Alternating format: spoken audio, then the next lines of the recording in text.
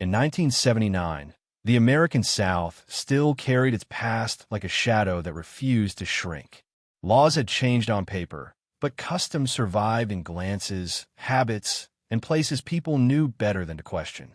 Some signs no longer hung in city halls, but they remained on diner doors, gas stations, and motels that sat just far enough from highways to avoid attention. They weren't enforced by police reports or statutes anymore. They were enforced by memory. The diner sat at the edge of one such town, pressed between a pine-lined service road and a stretch of asphalt that had lost its purpose years earlier. Its neon sign buzzed weakly, red tubing missing in places, the glow uneven like a tired heartbeat. Trucks passed it without slowing. Locals didn't need to read the sign on the door. They already knew what it said. Black only. It wasn't written with anger. That was the dangerous part. It was written plainly, like a rule of nature. Like gravity. Inside, the diner smelled of grease, coffee, and familiarity. Booths were worn smooth by decades of use. The counter had a long crack running through its laminate surface, patched once, then ignored. This was a place built for endurance, not comfort. For survival, not attention. Clarence Booker owned it now, though he still thought of it as his father's place. His father had opened the diner in the early 1950s, back when black travelers had to plan their routes carefully, back when the Green Book mattered more than maps. The sign wasn't a statement then. It was a shield. Clarence had grown up watching his father keep his head down, voice low, eyes alert. He learned early that success didn't come from being seen. It came from staying open another day. That lesson had kept the diner alive long after other businesses folded or were bought out. By 1979, Clarence knew the world was changing. He just wasn't sure it was changing for people like him. That night, the diner was nearly full. A mix of regulars, a few travelers who knew where to stop, and one family celebrating a birthday quietly in a corner booth. Plates clinked. Someone laughed softly. The radio behind the counter played low, barely audible beneath conversation. Outside, a dark sedan slowed. The car didn't belong there. Clarence noticed it through the front window and felt his shoulders tense before he knew why. The car was clean. Too clean. Not local. The driver stayed inside while the passenger door opened. A man stepped out. He stood still for a moment, adjusting his coat, surveying the building. He wasn't tall, but he carried himself with an ease that suggested he didn't expect to be challenged. His hair was silver, neatly styled. His face, lined, familiar, unmistakable, had been on television screens and album covers for decades. Clarence felt a cold weight settle in his chest. The man looked at the door. He read the sign, and instead of turning away, he reached for the handle. The bell rang once as the door opened, sharp and intrusive, slicing through the room's rhythm. Conversations died mid-sentence. A fork clattered against the plate. Someone whispered a name without meaning to. Dean Martin walked inside. He didn't smile. He didn't posture. He didn't look confused. He walked in like he belonged anywhere he stood. Clarence froze behind the counter, towel in hand. This wasn't just a white man crossing a line. This was fame, money, and attention stepping into a space that survived by avoiding all three. Clarence's first instinct wasn't anger or pride. It was fear.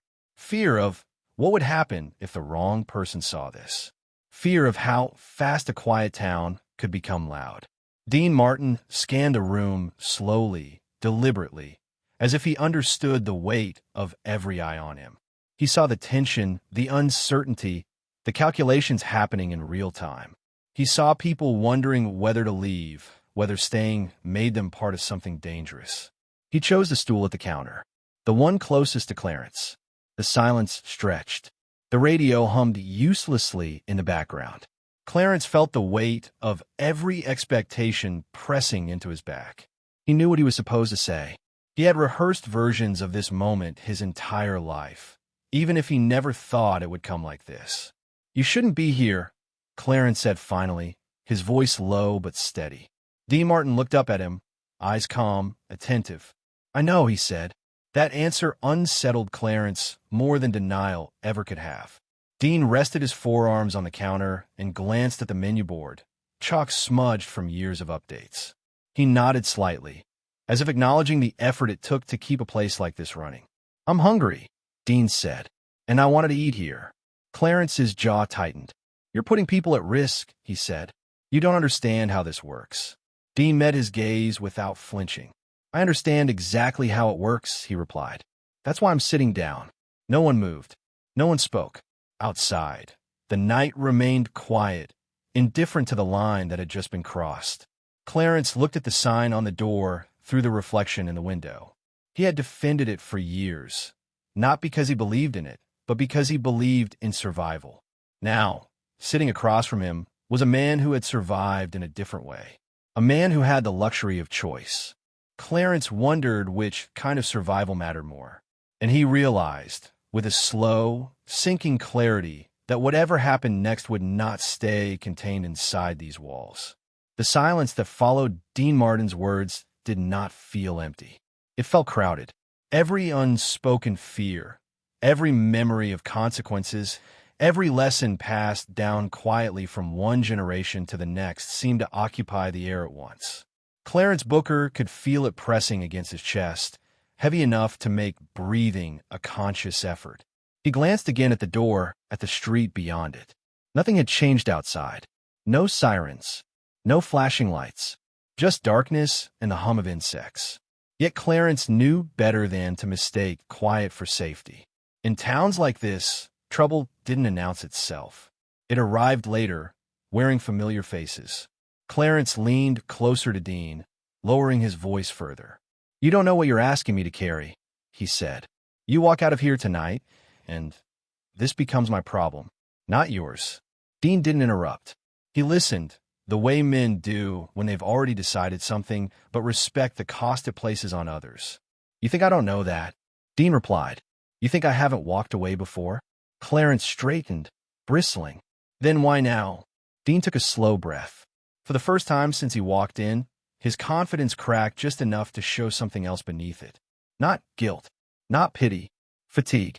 Because I'm tired of walking out, he said. Behind them, someone shifted in their seat.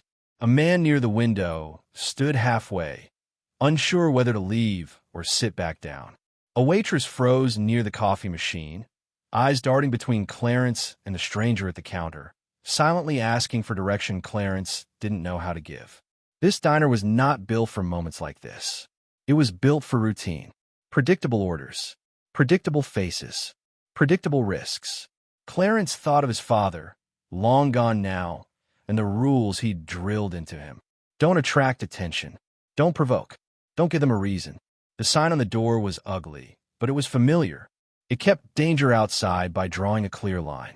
And now that line had been crossed. Clarence placed both hands on the counter, steadying himself. If you stay, he said, you don't just make a statement. You force everyone else in this room to make one too. Dean nodded. I know. And you're fine with that? No, Dean said. But I'm done pretending neutrality doesn't already choose a side. That landed hard. Clarence looked around the diner. He saw people he'd known his whole life. People who trusted him to keep this place safe, not just physically, but symbolically. This diner was one of the few spaces where they didn't have to explain themselves, didn't have to negotiate their presence. Clarence felt the cruel irony of it tightening around him. Progress always arrived asking for sacrifice, and it never asked the same people twice. What do you want? Clarence asked.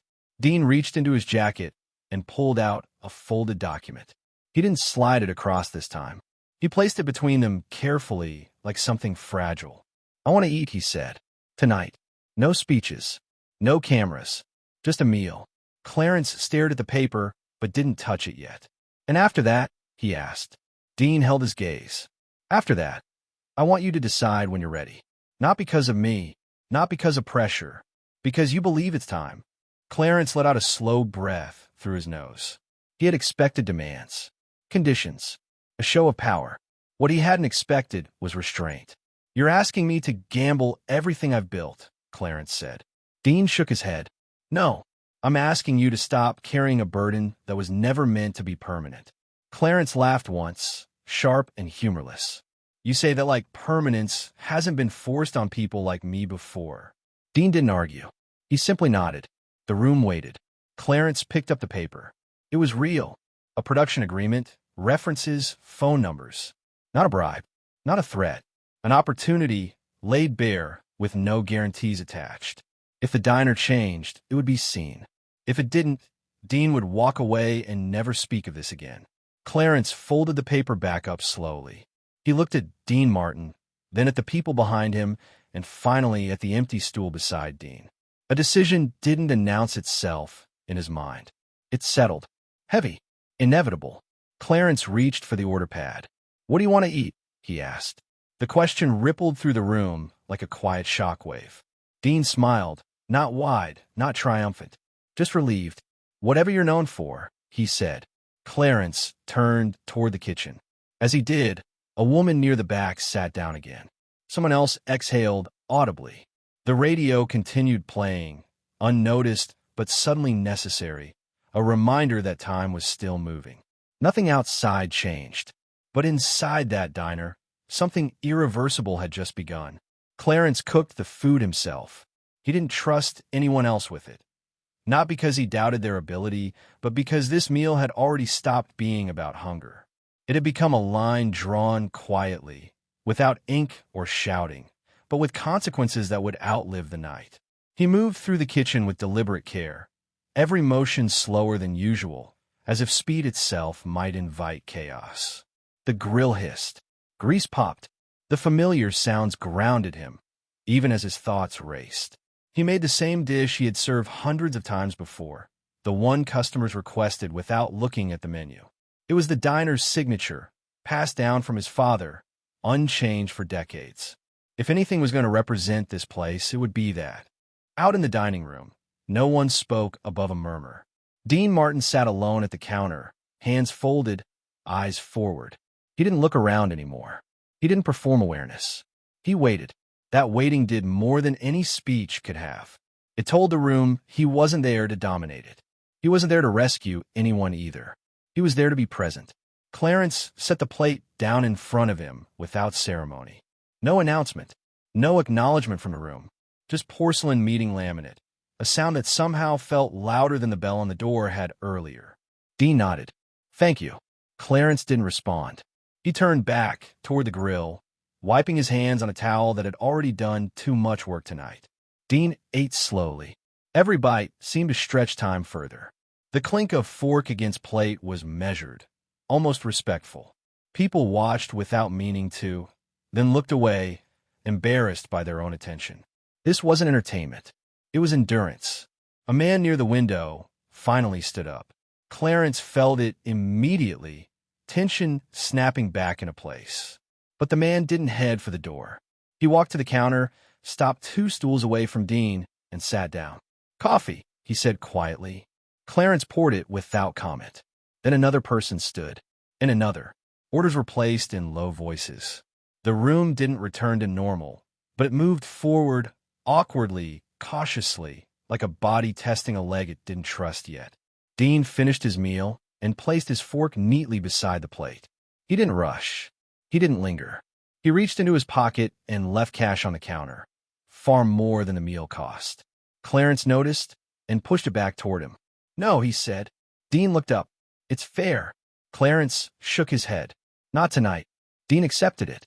He stood, buttoned his coat, and turned toward the room. For a moment, it seemed like he might say something. The weight of expectation gathered again, thick and dangerous. He didn't. He simply nodded once, toward Clarence, toward the diners, toward the moment itself, and walked out. The bell rang. The door closed. The diner stayed standing. For several seconds, no one moved. Then someone laughed, softly, nervously, as if unsure whether laughter was allowed again. The spell broke in fragments. Plates were cleared. Coffee was refilled. Conversation resumed, not as it had been, but not frozen either. Clarence leaned against the counter, suddenly aware of how tired he was. The consequences didn't arrive that night. They came the next morning. A patrol car drove by slower than usual. A neighbor asked a question that wasn't really a question. Someone called and hung up without speaking. Clarence answered the phone each time, voice steady, heart pounding.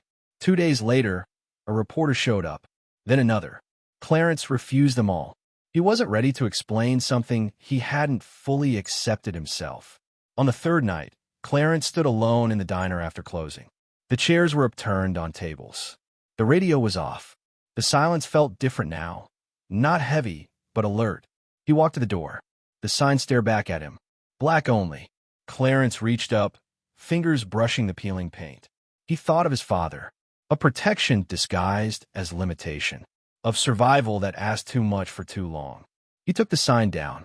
He didn't make an announcement. He didn't replace it with anything else. He simply leaned it against the wall in the back room, where it would gather dust instead of fear. The next morning, the diner opened as usual. People walked in and hesitated. Then they stayed. Not everyone. Not at once. But enough. By the end of the week, the story had spread beyond the town. Not because Clarence told it, but because change, once visible, refuses to stay local. Business slowed, then surged. A month later, Clarence hired 2 new cooks. 6 months later, the sheriff came in, ordered breakfast, and left a generous tip without comment. Clarence never saw Dean Martin again. But years later, when people asked him what changed his life, he didn't say fame. He didn't say money. He didn't even say courage. He said timing. And a man who walked into a place he wasn't supposed to be and trusted someone else to decide what to do next. Change never arrives loudly in places that have learned to fear attention. It comes quietly, wearing the shape of routine, slipping into habits before anyone has time to stop it. The diner opened the morning after the sign came down exactly as it always had. Same hours, same menu, same smell of coffee and grease drifting into the street.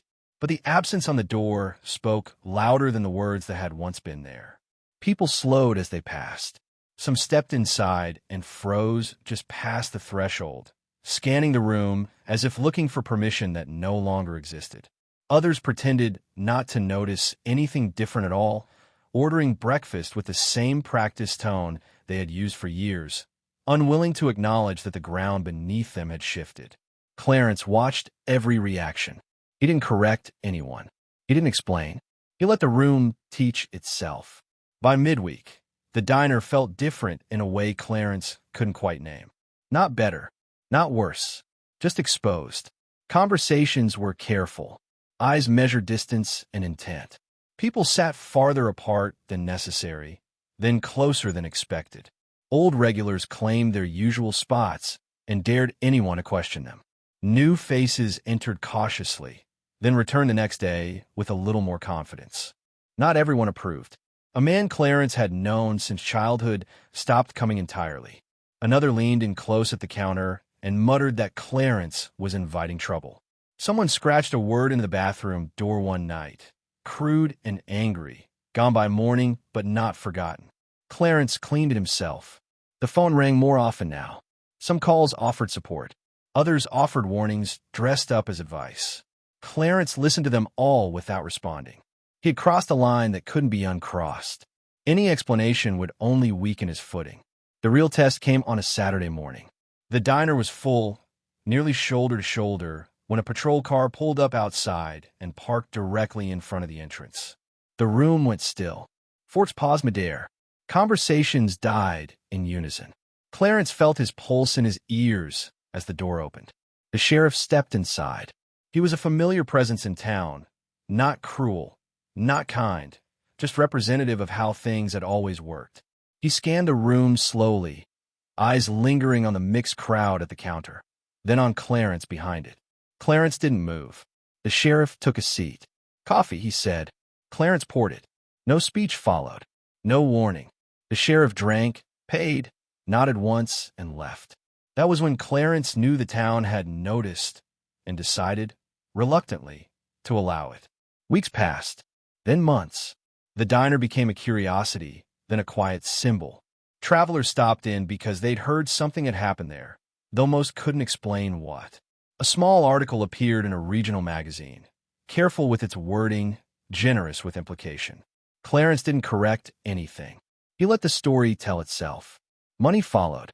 Enough to fix the roof. Enough to replace the old grill. Enough to hire help without fear of making payroll. Clarence paid off debts his father had carried for years, then sat alone in the diner one night and allowed himself a moment of relief he hadn't realized he was denying. And still, he never spoke publicly about Dean Martin. Not because he was hiding it, but because the moment didn't belong to him alone. It belonged to everyone who had stayed seated that night. Everyone who had ordered coffee when it would have been safer to leave. Years later, when Clarence was asked why he took the sign down, he gave the same answer every time. It stopped protecting anything. The sign stayed in the back room for a long time.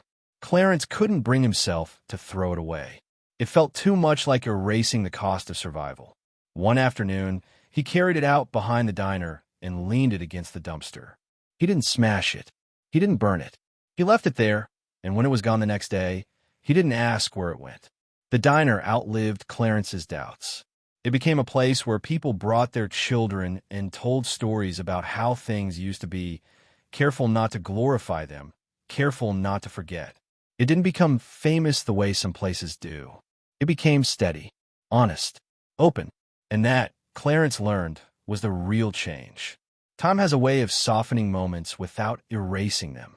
Years passed, and the diner became something the town stopped talking about, but never stopped noticing. That was how Clarence knew the change had settled in. When something truly reshapes a place, it eventually stops being controversial and starts being normal. Clarence aged behind that counter. His hair grayed, his hands stiffened, and his pace slowed, but the diner stayed open. Children who once clung to their parents' legs grew up and came back with families of their own. Travelers no longer asked cautious questions when they stepped inside. They just ordered food. The town didn't transform overnight. It didn't suddenly become enlightened or forgiving. But the edges softened. Conversations changed. People adjusted their expectations of what was possible and, more importantly, what was acceptable. Clarence never framed the night Dean Martin walked in as a heroic act. He corrected anyone who tried to make it one. He didn't save me, Clarence would say. He didn't save this place. He was precise about that. He showed me I could choose something different. Clarence understood now that courage didn't always look like confrontation.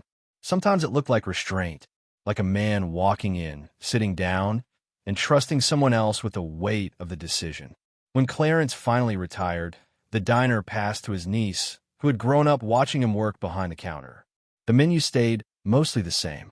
The stools stayed in place. The bell on the door still rang sharp and clean. The sign never returned. On Clarence's last day, he stood alone in the dining room after closing, lights dimmed, chairs upturned. He ran his hand along the counter, feeling the worn surface that had witnessed fear, hesitation, and quiet resolve. He thought of his father, of protection mistaken for permanence, and of how survival had slowly given way to dignity. Somewhere far away, Dean Martin had already passed on. Clarence never met him again, never thanked him in person, never needed to. Gratitude, Clarence learned, didn't always require proximity. Sometimes it lived in outcomes. The diner still stands. People still eat there without knowing why the place matters. And that, Clarence believes, is the greatest proof that something changed for good. When history no longer needs explanation to justify fairness, it has finally done its work. Not every door that opens changes the world, but some change the lives that walk through them. And sometimes, all it takes is one man refusing to turn around when a sign tells him he should.